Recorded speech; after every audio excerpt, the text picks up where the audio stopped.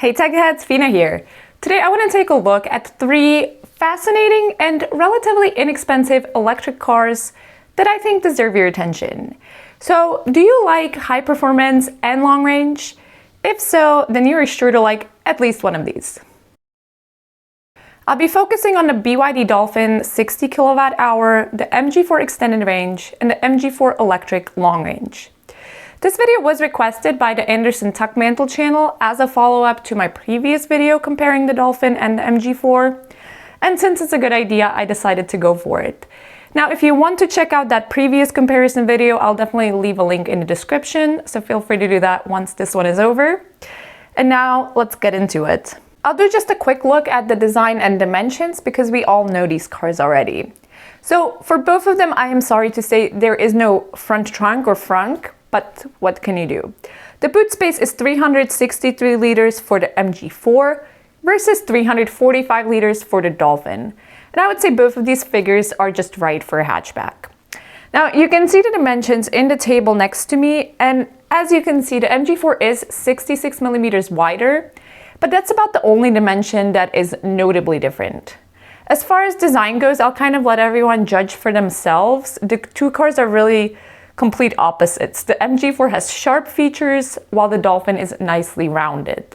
The MG4 I would say is quite a straightforward and elegant design, while the Dolphin is definitely funkalicious. So it's really just a matter of taste and what you want to, be in every day. But you know what's best? People find both of these designs controversial, just in different ways. Which I would say is a good thing, isn't it? It'd be really boring if we all like the same thing, so.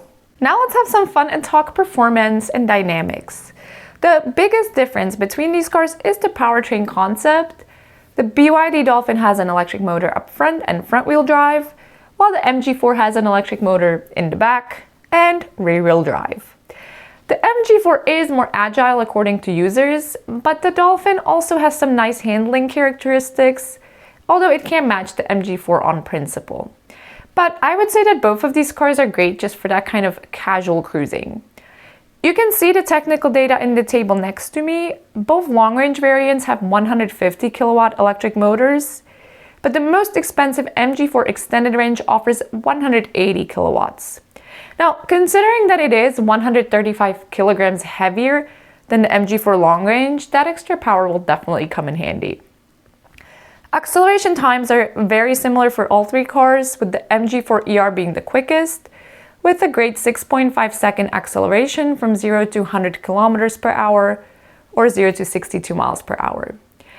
Top speed is again the highest for the MG4 ER at 180 kilometers or 112 miles per hour, with the Dolphin and MG4 Long Range offering a top speed of 160 kilometers or 99 miles per hour. Personally, I'd probably be content with even less for day-to-day driving. I did drive an e-Golf for a long time. That had a top speed of only 140 kilometers or 87 miles per hour, and I was still happy with it. Probably because you can really only get that speed that high when you're getting off the next exit on the highway, right? So not a big deal.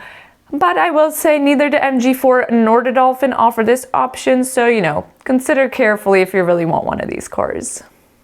Now, while the BYD Dolphin has a heat pump as standard on all trims, for the MG4 this is only the case in select markets. For example, in the UK, the heat pump is just not available in the MG4. User opinions about this vary. Some say that the difference in range is not significant with or without the heat pump, while others praise the faster cabin warm-up due to the higher heating output of the heat pump versions. Given the high battery capacities of the cars compared, I believe that not having a heat pump is not such a problem anymore. I do think it's always nice to get a choice. From a battery perspective, it's even more interesting. So while the Dolphin has the LFP blade battery, the MG4 Long Range and Extended Range use the standard NMC. Users praise the ability to charge an LFP all the way to 100%. I will say I personally charge to 100% displayed in the car on AC anyways, even with the NMC.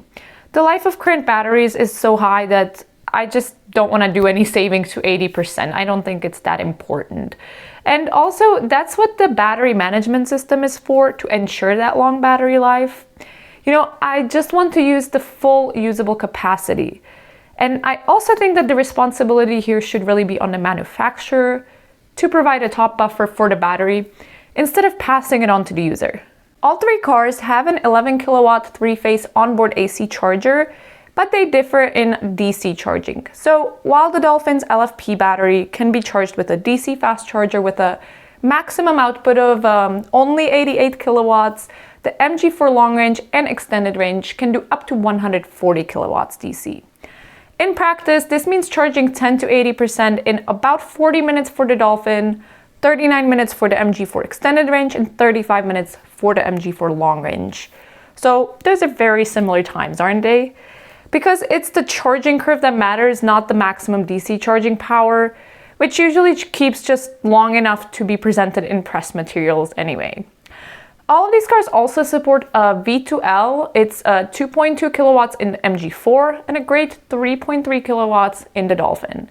Now, unfortunately, they only run through the charging port adapter, but I can still imagine a whole lot of ways to use this. What about you? All three cars do very well in terms of range. Of course, the MG4 Extended Range with the biggest battery wins. So I won't bother you with the unrealistic WLTP. Let's just check out the real range. There we have 340 kilometers or 210 miles for the Dolphin, 360 kilometers or 225 miles for the MG4 Long Range, and 425 kilometers or 265 miles for the MG4 Extended Range. That's a truly wonderful range. Okay, here's where things get a little bit complicated with the MG4. So the Dolphin with a 60 kilowatt hour battery in the Comfort trim is available in the UK for £30,195. Then you have the MG4 Long Range SE, that one is £29,495 and £32,495 in the top trophy trim. So now the surprise, the MG4 Extended Range Trophy costs £36,495. That's the same price as the twin motor beast MG4 X-Power. So I'm just not sure if the MG4 Extended Range will sell that well. The range isn't that much more. I mean, the MG4 Extended Range only has 12.7 kilowatt hours more usable capacity. So what do you think? Is it worth the price difference? So all three cars offer interesting combinations of performance, design, and technology. Personally, I definitely wouldn't choose the MG4 Extended Range because for the same money, I can have an X-Power quad. In terms of a price to performance ratio, I would say the BYD Dolphin Comfort seems like a great deal. It doesn't lack any of the equipment and it also has that awesome 12.8-inch display. On the other hand, I'm always more partial to a rear-wheel drive, which is in the MG4.